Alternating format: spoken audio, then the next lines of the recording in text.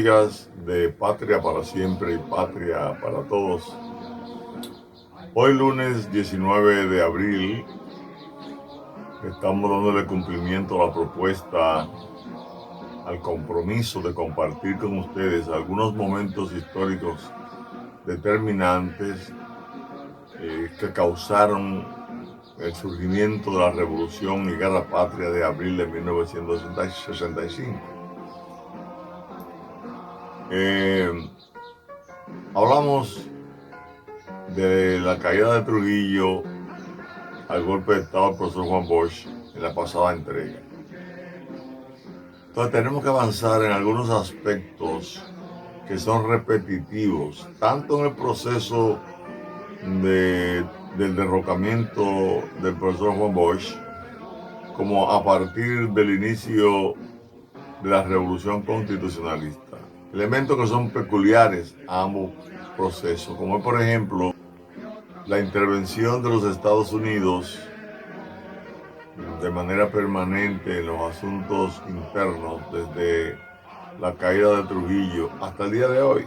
Pero como vamos a ver, vamos a poner algunos ejemplos para que las personas que comparten con nosotros estos comentarios, que solamente procuran llevar elementos que despierten la conciencia del pueblo dominicano para que nos convirtamos en un país de hombres y mujeres responsables, honestos, capaces, defensores de la patria y sobre todo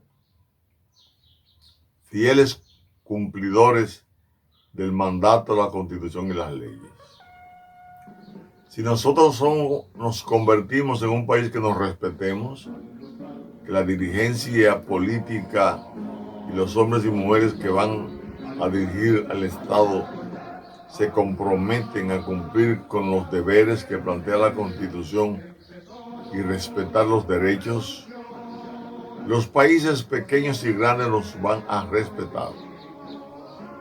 Pero si nosotros seguimos siendo timoratos, seguimos siendo siempre faltadores, como se dice en la guardia, incumplidores de la Constitución y las leyes, si nosotros entonces nos vendemos por 2 pesos, si los dirigentes políticos, en lugar de ser buenos administradores del Estado, van a buscar la manera de ser rico toda su vida y dar rienda suelta a una cantidad de ideas vanidosas que nos acompañan, que nos hacen tener una conducta corrupta.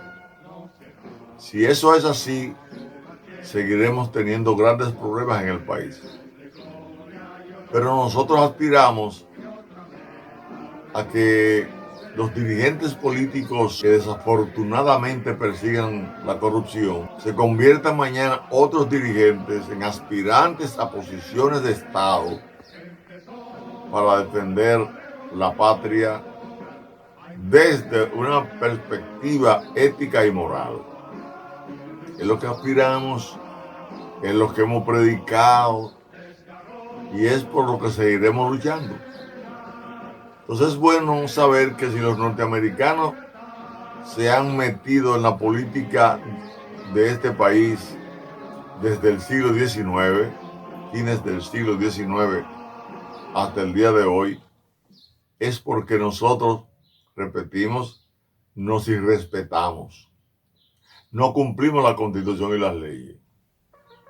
Entonces, vamos a ver que el profesor Juan Bosch fue un hombre honesto, capaz, ético, pero que fue presidente en un momento en que los Estados Unidos, con el poder de influencia que tenía en la política y la economía y la sociedad dominicana y de América Latina y gran parte del mundo, se dispuso en el marco de una guerra fría que se comienza cuando termina la Segunda Guerra Mundial, y los Estados Unidos hacen una política de seguridad nacional para evitar que el comunismo se extendiera a un dominio geográfico como por ejemplo es América Central, América del Sur.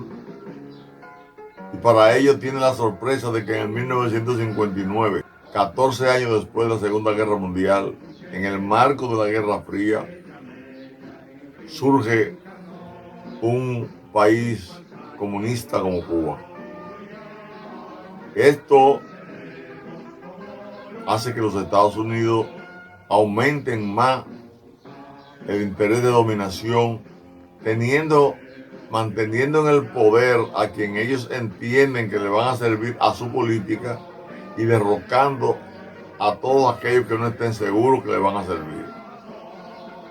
Para eso tenían siempre al lado de los militares a representantes militares de ellos en nuestro país, como en todos los países del mundo. Por ejemplo, cuando Echevarría bombardea a San Isidro en el 1961, un 19 de noviembre, eso fue una sorpresa para el agregado militar norteamericano, que en ese momento dirigía a los militares dominicanos, lo vigilaba de cerca, pero Rodríguez Echevarría planificó eso, atacó, y el agregado militar norteamericano Edward Simmons fue trasladado de una vez. Eso significa que él no tuvo el control de esa acción militar, y el papel de ellos es estar gardeando permanentemente a los líderes militares, y fue sustituido por otro que era Vivian Cass. Pero ese Vivian Cass, conjuntamente con el coronel llamado Rudolph Long, estuvieron también en Palmasola. O sea, cuando el problema de Palmasola, después de las elecciones del 20 de diciembre, donde matan al general Rodríguez Reyes, que era el general que Bush, se sonaba que Bush iba a poner como ministro de la Fuerza Armada, pero le hacen la encerrona en Palmasola y termina allá eliminado. Bueno, pero ahí, en esa situación de los mellizos de Palmasola, donde murieron muchos hombres y mujeres ametrallados, muere el general Rodríguez Reyes, y ahí estaba también Iván Cass, como le dije hace un momentito, el Rudolph Long. Esos eran parte de la misión norteamericana en el país, que buscaban allá, si no eran parte de la estrategia de lo que ocurrió. Pues así vamos a ver, cuando hablemos a partir del viernes, de lo que ocurrió con el sector de los agregados militares norteamericanos. Pero le pongo ese ejemplo de cómo nos manipulan, cómo nos manejan, porque entendemos que los Estados Unidos es una potencia brillante, que los pueblos de América tenemos que estar con ellos, ¿por qué no? Pero tiene que ser sobre la base de un respeto a un libre desarrollo de nuestra democracia, de nuestra economía, donde el trato sea justo y en base al respeto a las leyes internacionales y nacionales. El mundo tiene que llegar algún día también a hacer lo que hay que hacer, que es que se cumpla con la ley. Y van a desaparecer grandemente las guerras, y vamos a poder controlar el ecosistema, y vamos a tener un mundo mejor, pero tiene que ser un mundo donde la gente que mande, que tenga poder, se someta al mandato de la ley, como se someten los astros al mandato de la ley de gravedad.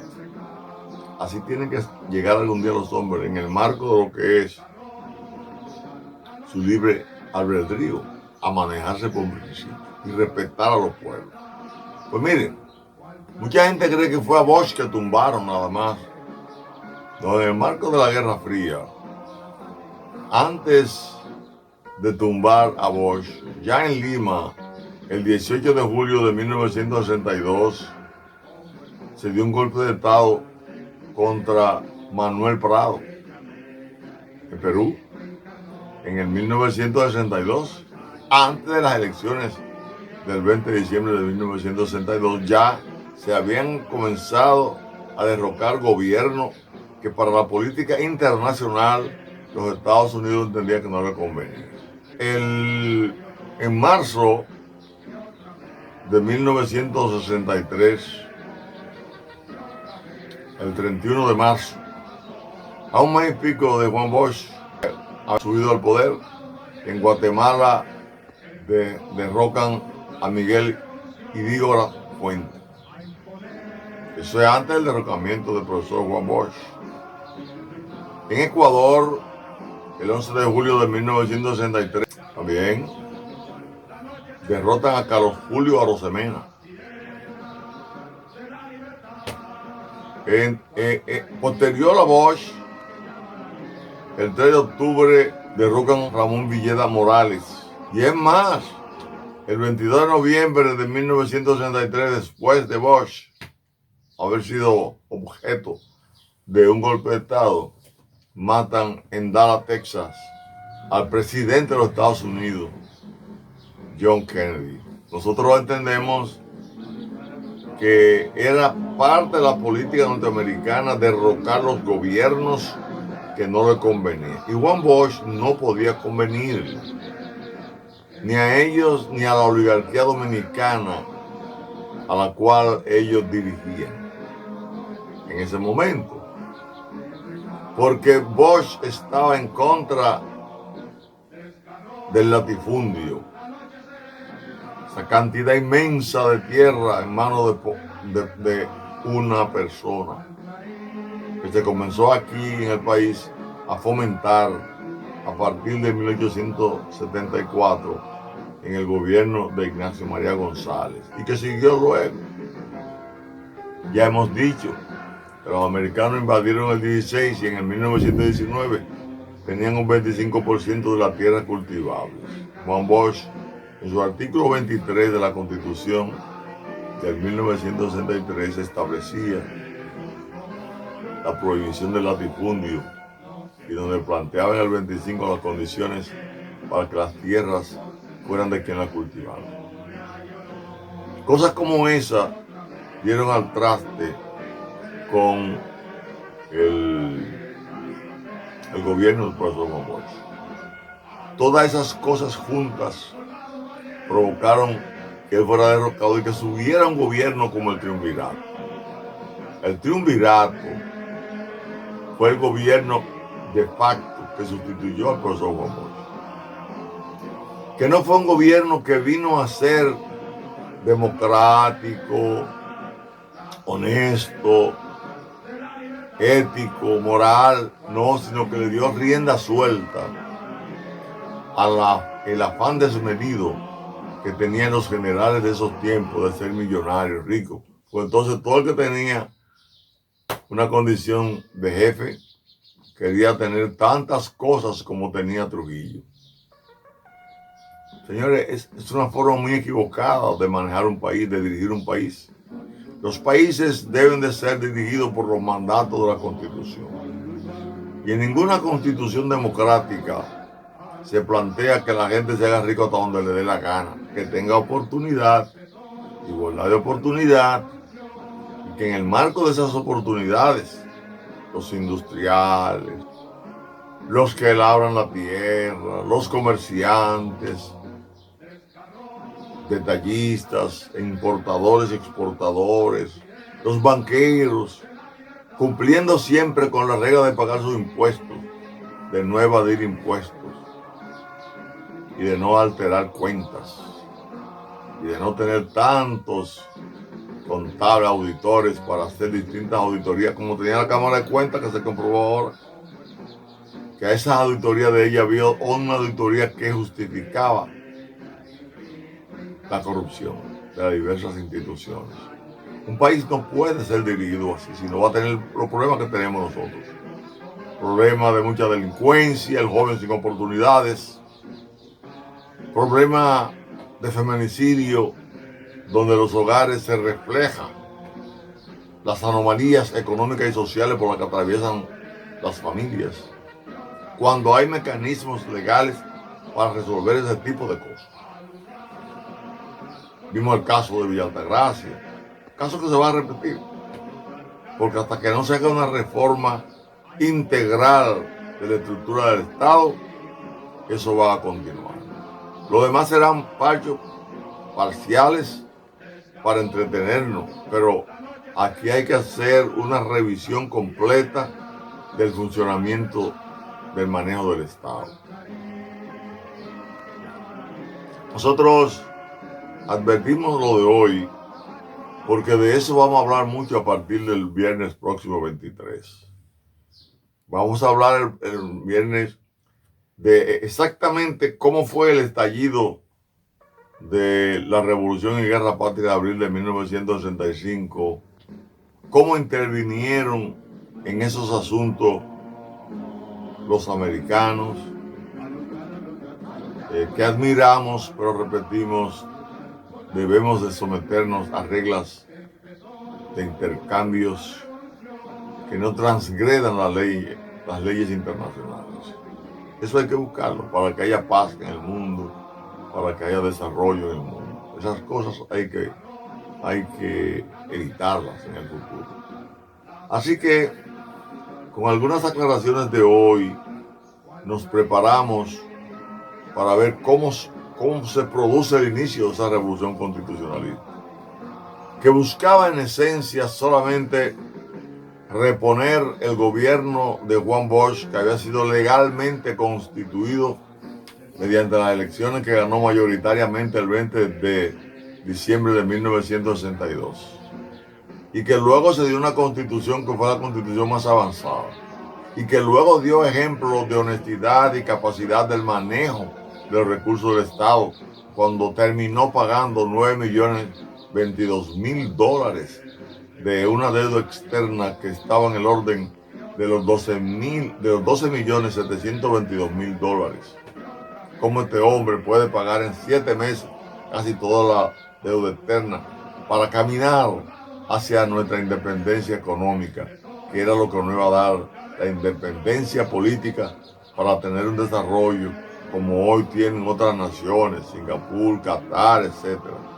Nosotros lo podemos lograr si nos disponemos a conocer la historia para no vivirla de nuevo, los errores no vivirlos de nuevo, sino para que la Constitución se constituya en la supremacía realmente del orden del manejo del Estado, a los fines de que aquí se haga lo que hay que hacer, que es que se cumpla con la ley y punto. Hasta el próximo viernes 23. Libertad, que los ecos se agiten mientras llenos de noble ansiedad nuestros campos de gloria repiten. Libertad, libertad, libertad.